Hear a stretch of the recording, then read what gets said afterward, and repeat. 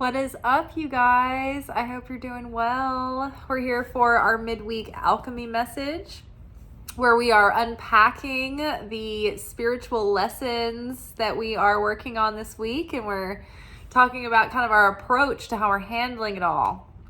So it's so funny. I say that, but it's not funny at all because it's so typical. But magic is fun and often hilarious. But every single message that I have seen coming from any of my Kabbalah teachers, any of the rabbis I follow, random YouTubers that I've stumbled upon this week, anything like social media people, like every single thing that's coming at me is like these messages that are like, don't give up.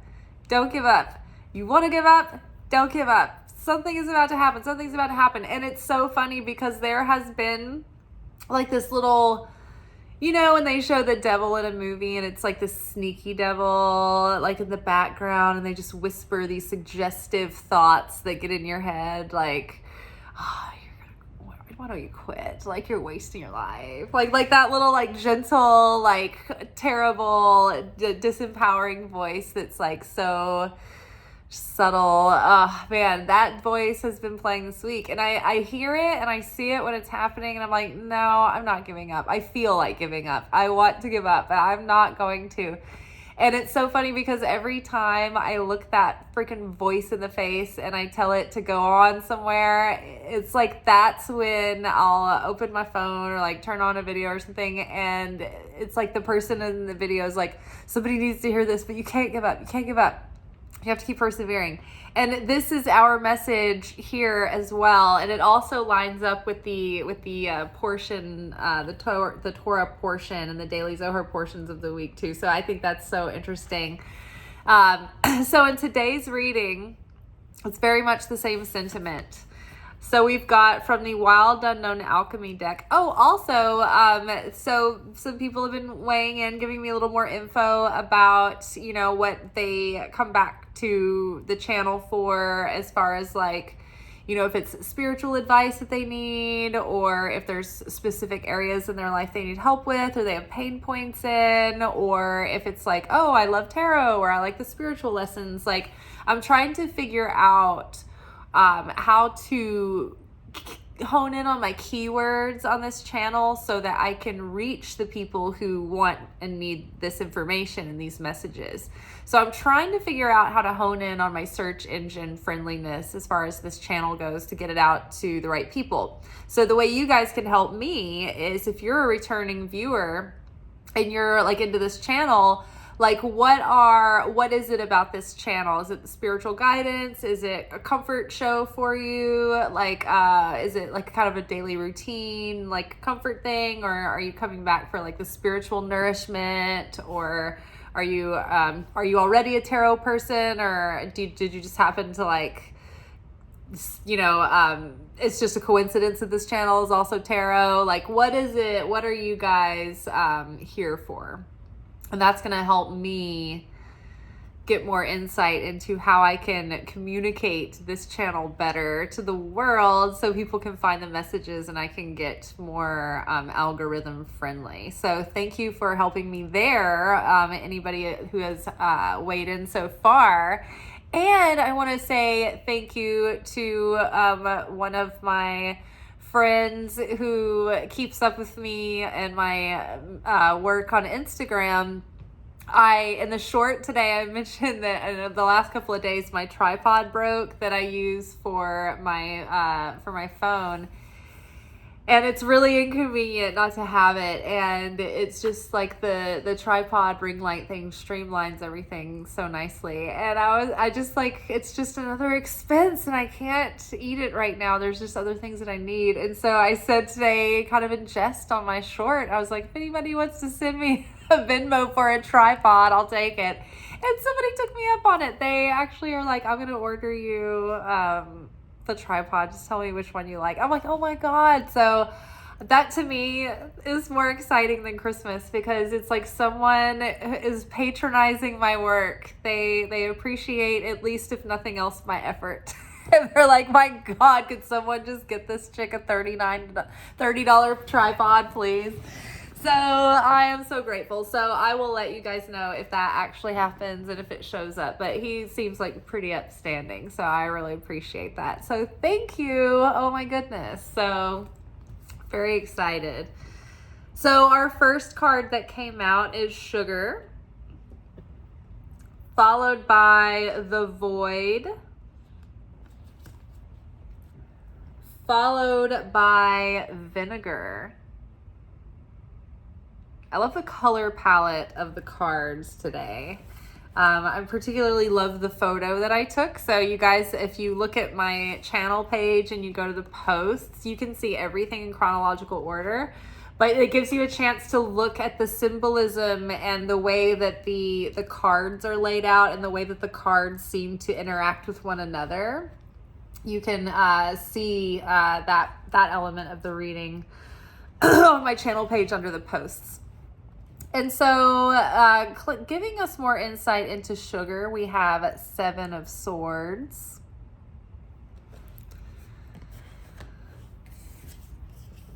Underneath the Void, we have the Devil.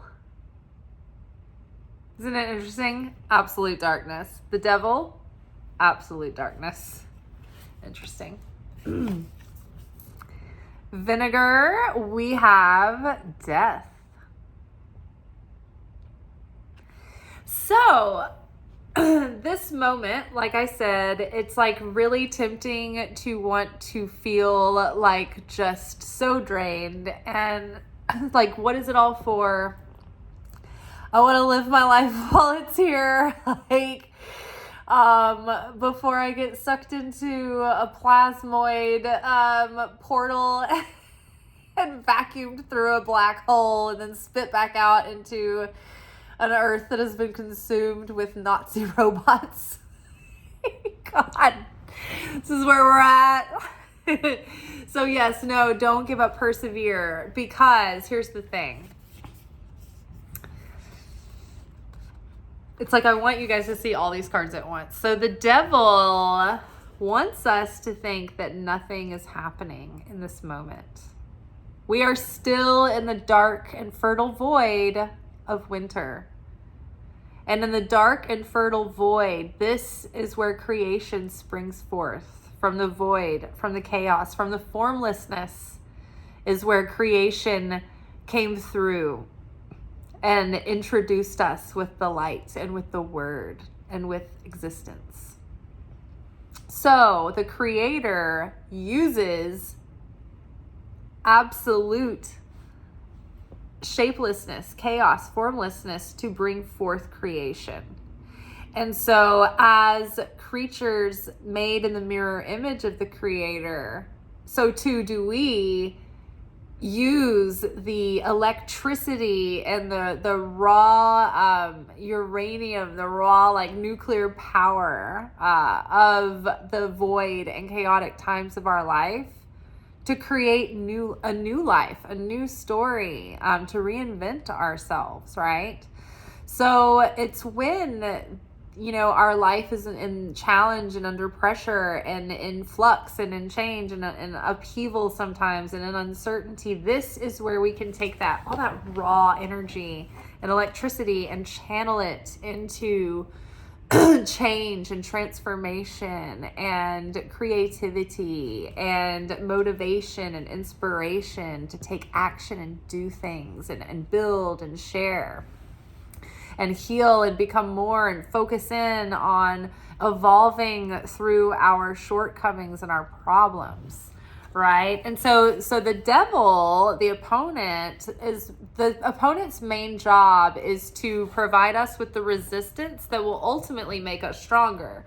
But in the devil's perspective, the devil's agenda is to completely like throw us off of our game so that we never reveal the full potential and full light of our soul, so that we don't align with our life's purpose and we don't fulfill our soul contract and our assignment from God, and we don't use our full talents and we don't change our darkness, right? So the devil uses different tactics to get the means to that end. So the ultimate goal is that we don't achieve our purpose, we don't correct our soul, we don't awaken, and we don't reach our potential, we don't reveal our light, we don't reveal our gifts. We sort of stay in like a state of arrested development or status quo, right? So there's different means by which to get to that end. Many times the devil keeps us pacified, right? With, seemingly getting our way. And we think we have everything that we want. And that's about usually the time that we become very prideful and arrogant. We fall off of our spiritual practice and we think we've arrived, and we're not as devoted to the work because we don't, like, the desire disappears when we get comfortable so many times. Not everybody, but for the most part, and for all of us at some point, we get complacent and we get comfortable. We rest on our laurels, both in the external world, in the extrinsic and in the intrinsic. And so we really have to work at transforming ourselves from the inside if we want our outside to change, but it's something that we constantly have to stay on top of, right? So the sugar card here, there's something that we are overindulging in our comfort zone. Maybe we've been in our comfort zone and we're not leaving our comfort zone, and that's holding us back. But there's something about having like life's sweetness to the point of it robbing us and us buying into like an illusion that's holding us back and robbing us from our full light and full potential. The Seven of Swords is about lying, deceit, stealing, theft, trickery, conning, like trickster energy. Sorry, my my throat loves to play games on me like as soon as I'm doing these videos.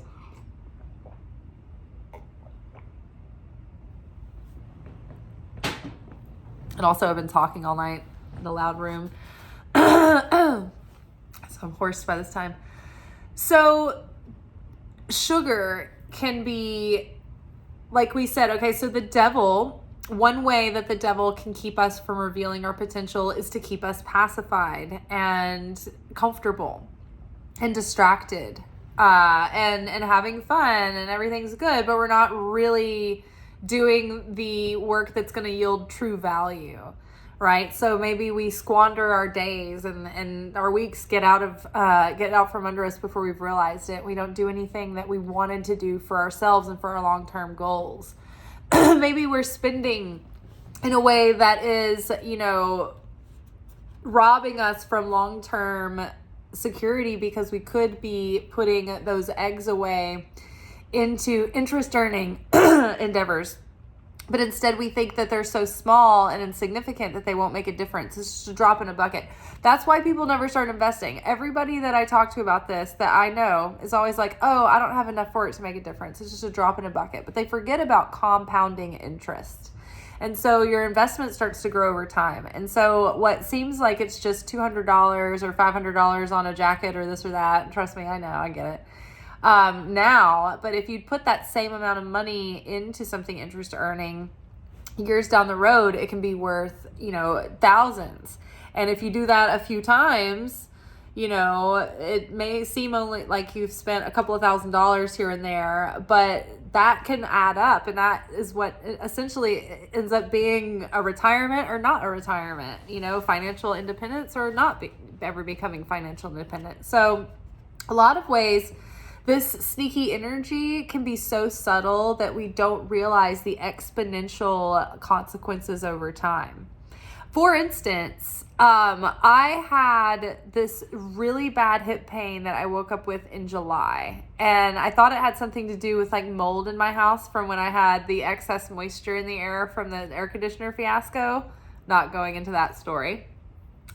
But it just never went away until recently when I fell asleep one night in a different position And I think it realigned my spine, and I just kind of didn't sleep with a little pillow between my knees for a couple of nights, and it changed so many things. And like the pain immediately was better the next day, and it's gotten better since.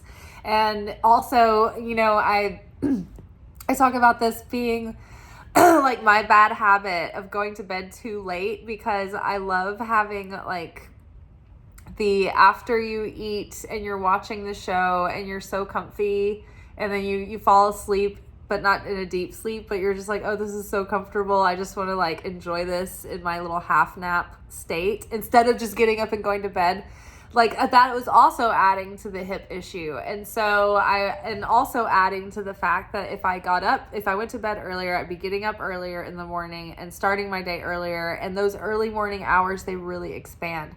So when you think about that small behavior of like not like getting literally out of my comfort zone, out of the little couch nap stage, and just go up to my mattress that's better for me, getting a good night's sleep, waking up early, so much of that, not only does it save my hip health, like I have a long life ahead of me still. I can't be having aching hips now. Too early. No, thank you. I'll pass.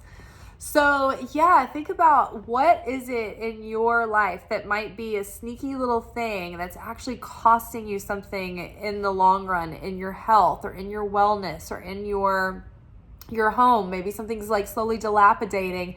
It's going to cost you more money if you keep putting it off. So think about those things. There's so many elements to this. There's so many layers. So in another thing that I'm seeing is that we think that things that come readily and come easily we just automatically think those are blessings. But sometimes that's another way that like the devil keeps you sidetracked, because think about all the people out there doing shitty things or selling bad products, you know, that hurt people, and they're doing so well and they're so successful. It's because they have the freaking devil helping them because the devil wants to keep them from revealing their real light. So it's like, here, this comes easy. You seem to be rewarded when you do this, you know, this thing, and it may not even be bad behavior. Maybe it's just like not great. But it's like things that come easy, we think that means that, oh, it's blessed and this is such a good sign. And then we see when we're challenged and when something doesn't come easy, we're like, well, maybe this is a sign that I shouldn't do this. When in fact, it's actually the opposite. Because if we have a real calling or a real like dream that's going to reveal all this light and goodness into the world, and it's our calling and it's part of what we're meant to do and it's part of our talents and gifts, then the opponent is trying to keep us from revealing that. And so it could either barrage us with challenges to the point where we finally just give up and feel like we are cursed, or like that this is like we're going against God's will or something, and we just finally get dissuaded and throw in the towel. Or, you know, we think, oh, well, that other thing came easily, so maybe that's the thing that's blessed, and this is, you know what I mean? So it gets subtle, it can get tricky. So if you have something important to do, any person who ever did anything great in their life, they have experienced tremendous challenge, tremendous obstacle, probably nearly constantly, and tremendous failure as well. So if you're feeling this, if you're feeling like, oh my gosh, I'm so frazzled, I am so burnt out, I'm starting to have like so little hope, you're in good company, right? Because it's not necessarily a bad sign. You know, too much sugar is not good for you, right? So this is the trick of the Satan. The Satan wants you to think nothing's happening. It's all just like, it's a constant, like stagnant. It's just void. Like, what's going on? That's the trick. That's the illusion. And so the challenge now is to choose certainty. Hope is actually pretty flimsy. Faith is stronger, and certainty is the absolute, like, gold standard. So hope implies lack. Hope implies that, well, it might not work out, so I hope it does. Like we're hoping. Here's hoping. It's like, ugh. It's got a built-in cringe, or a built-in sadness or listfulness, like hope. But you still need at least hope. You don't want to be hopeless. That's even worse, because when we're hopeless and despondent and sad, the Shina, the provider, like the nourishing spirit of God, when you have like that, the power of God that's on you when you're being blessed and protected and cared for and nourished and provided for, that's the feminine aspect of God, the Shina. And so the presence, that nourishing, nurturing presence, that protective presence of God cannot come near you if it does not share affinity with you. So it needs to come into a space of gladness and of thanksgiving and of faith, of trust, of knowing, of certainty. So we have hope that's flimsy, but we have to at least have that, because if we're in complete despair, we are dissonant with the Creator and we can't get into that blessing zone, vibrationally speaking. Faith is better because you're like, okay, I believe, but there's still this aspect of, there's a chance I might be wrong kind of thing. I believe. It's stronger. Faith is stronger, but faith is like, it's still a little less solid than just certainty. Certainty is knowing in your bones that the Creator is real, the Creator has your back, the Creator wants you to align with that purpose, even though you may not have the full idea or understanding of what that is. Things are evolving and unfolding for you, leading you in that direction. And so the Creator has a plan for you. The Creator has a purpose. The Creator can move through your life in miraculous ways. The Creator can be present and is present in any situation, and we have free will, so we have to activate the Creator and ask the Creator to move on our behalf. But the Creator is there, and anytime that the opponent is messing with us and setting traps for us and trying to thwart us, the Creator can take that and turn it upside down, and what was meant to destroy us can actually be used to exalt us in the end. The whole situation can turn around and actually turn out better in the end because of it, right? So it can be turned and used in our favor, and that is what certainty does. It's like the magic potion, it's like the magic word, the magic little key to turn in your consciousness that says, okay, you've passed the test. No need for any more tests. This whole illusion, this whole test is giving you, and when we are tested, it's like that's when we're triggered and we're not sure we're confused, and we're like, why is this happening? Why isn't it not happening? Why isn't it unfolding this way? Why is it unfolding it this way and not that way? When we're being tested, those are opportunities to reveal, demonstrate, stretch, and grow our faith and our certainty and overcome our weakness in our soul. And so we see those moments, and when we recognize them, we should embrace them and say, okay, the Creator's here. I have this opportunity to overcome my darkness and reveal more light. And it's like, if we can stop then and try to get things in perspective, then we can choose and navigate through the tests with actual free will and not just in reactive, believing all the illusions that we see and all the simulations happening, right? So basically, when we can accept what the test is presenting, we can find acceptance and grace in the moment, then from there, it's like, if we can already learn the lesson that the test is there to present, then that voids the need for the lesson, right? It void and null, no need for the lesson, right? So as soon as Say the creator sees that you're willing, or even the opponent sees that you're willing to be selfless, right? It's like, okay, the test is void. You made the test pointless because you don't need it. You already passed it, right? So looking into this situation where it seems like nothing is happening, it seems like we have crickets, right? In Kabbalah, we describe this as creation phase 3, when the light and all the goodness that seems like you're having good momentum towards your desire has like dried up.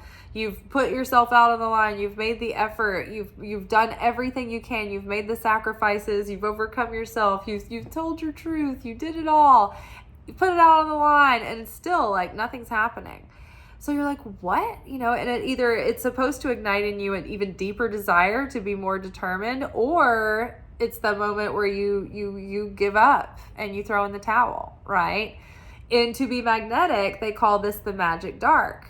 And it's where you've been overcoming tests and you've been unblocking things and you've been doing all the spiritual work on your end. And the universe has been sending you tests and little opportunities to see if you take the bait. But you're like, nope, this isn't the real deal. I'm waiting for the real deal. And then all of a sudden it's like everything goes quiet. Nothing's happening. You're not getting any tests. You're not getting anything. It's just like, why has everything gone totally silent and totally stagnant and boring? Which I just realized, like, I feel like I'm in a magic dark right now, but I didn't realize it. This is the most magic moment where everything is about to come through. This is the moment where you cannot give up, where you have to choose that certainty. You can feel afraid. You can feel all the feelings I'm uncertain. I'm afraid. I don't know, but I'm choosing certainty. I choose to know that the Creator is with me and has a purpose. And certainty is not knowing that it's all going to work out just like you want it to. Certainty is not having the answer and knowing how it's going to go. Certainty is not, I know I'm going to get the house, or I know I'm going to get this job, and it's up to me to believe it so strong until it happens. That's not what really certainty is. Certainty is the ability to find radical acceptance within the moment, believing and knowing, and like choosing the consciousness that the Creator can move on your behalf, that the Creator can use this to reveal goodness and light in some way in your life. Maybe the thing that you wanted to play out doesn't play out exactly the way that you wanted it to, or at all, but something else will happen. Maybe that thing wasn't really meant for you, but something else is. And so what is meant for us can never be taken, because that is our portion. Right? Everything that is destined to be ours and we already possess, it's already ours. It's in our bank account, in our spiritual bank account. But we just can't access these funds until we've hit certain checkpoints, sort of like a trust fund, right? It's our spiritual trust fund. And so our portion is there, and we can try to take someone else's portion. Like maybe we make our way into a job that really wasn't meant for us, and it's never going to be right, and it's going to fall through. Maybe you connived your way into dating that person that you were obsessed with, but they weren't meant for you all along, and it just didn't pan out anyway, right? Maybe you did a spell to attract more money into your life, and you got some temporarily, but then immediately like you had a bill come up, or like something else come up that like equalizes the money, because you weren't supposed to have that amount of money anyway. So if we get exactly what we have that we're meant to have, then we don't have the chaos that comes from trying to take something that's not meant to be ours because of our will. We just want it to happen. And we're like, okay, well, I'm just going to make it happen no matter what. That's why I don't do spells really anymore. I just pray and I transform myself, because that is what yields the blessings. And that's what reveals to you the good portion that is already your portion, and it's going to be so fulfilling, right? And when you get it, it sticks. So another part of what's happening right now is that we are turning our bitterness into sweetness. We have vinegar here, which a little bit of vinegar can add dimension into a dish, but it can also overwhelm a dish very quickly. The smell, the fumes, the flavor, it's overpowering. And it's bitter and overpowering. It's like this puckery bitterness too. So the whole purpose behind the idea of the festival of Hanukkah is turning our bitterness into sweetness. It's using that dark solstice time of year to go into our darkness and reveal greater light in us, greater light from our soul, greater light from our consciousness, greater light from our heart. We become more understanding, wiser, more experienced, more compassionate, right? We learn to forgive, and that brings us lighter, happier hearts, right? We have more fulfillment. When we're bitter and we're unhappy and we have all this unforgiveness that we're carrying around and regrets and sourness about the past, we don't feel good. Our life isn't sweet. We have no fulfillment because there's always this shadow hanging over.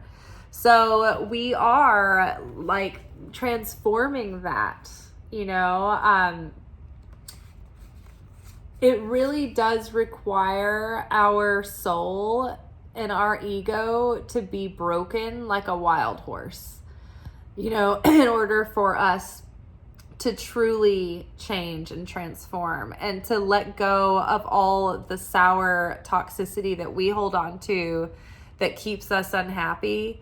And when we finally realize that it's just too heavy of a burden and it's not worth it, we can finally let go and let that start dissolving and let our grudges go and forgive and let peace fill the gaps and love and goodness. And that feels so much better than all of the other, right? So there's definitely a major transformation happening right now, and I think it's happening from the inside out. And so keep on keeping on, keep doing what you're doing.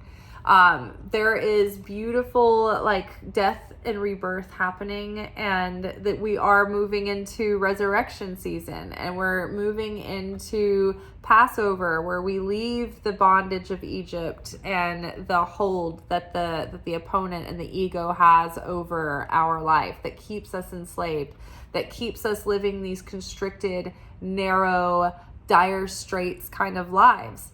And instead we're transforming and we're expanding, and we are seeing through these things that seem to be so great on the surface, but they're actually really robbing us from our true potential, right? This can be a range of intrinsic issues and physical issues that are making a difference within our inner world and our physical, like material well-being as well. Anything worth doing, worth having, worth becoming, worth creating isn't going to be easy. It's going to be a challenge, and it's going to take devotion and dedication and consistency and hard work. And so we're just passing through a moment. So let the emotion run through you and be in that acceptance, right? And make the most of this moment. But don't feel discouraged, because if you weren't a threat to the other side, if you weren't like going to be making a big difference in the world, the opponent wouldn't have any reason to mess with you. Like people who don't have a big calling, they're kind of free to go through the motions of life. But people who have a big calling or a big talent or a special gift that they need to share and the world needs from them, the opponent is going to be on them like white on rice, right? Because the opponent doesn't want you to fulfill your mission. The opponent is going to be trying to sabotage you right and left every second. And on top of that, because you're such an important soul, The creator has you under what is called direct supervision of the creator. And so that means that if you do a no-no and you're a light worker, you're going to have very fast consequences. The karma is going to come back and slap you on the wrist much faster and much more poignantly than the average person, because your energy and your actions actually make a bigger difference on that scale of good and evil, of the cosmos, of light and darkness. The average person doesn't make as much of a difference. So if they're a little bit shitty, they can get away with it longer. But if you do a bad no-no, it makes a big difference. And the creator can't have that, because you are one of the important people, or not more special than anyone else, but you're doing an important job. And you it's like, we need you to stay on it, right? Like, you can't give up. We're counting on you, kind of thing. So the creator, the heavenly realms, the upper realms, they need human beings to be vessels for the light. We are the intermediaries. We are God's hands and feet on the ground. And so we have to stay on task, and we have an important job to do in this world, an important service to share with others, right? We need to be of service. And so that should fill us not with hubris, but with humility, right? Thinking, oh my gosh, I need to be doing even more than I am, I'm not doing nearly enough, rather than thinking, oh, look at, all that I'm doing, blah, blah, blah, blah, right? That's the opponent. All right, you guys, don't be discouraged by the seeming lack of action, or the seeming lack of change. Things are cooking, pressure is building, and we are like moments away from a big bang. I can feel it. All right, things are going to be breaking through. So don't give up. Keep the faith. Keep the hope. But be certain. Choose certainty. You can choose certainty. Your knees can be shaking, and you can still choose certainty with your free will and your sovereignty. All right, you all, that is all for tonight. I will see you guys tomorrow for our new moon in Pisces workshop. So stay tuned for that. Until then, peace.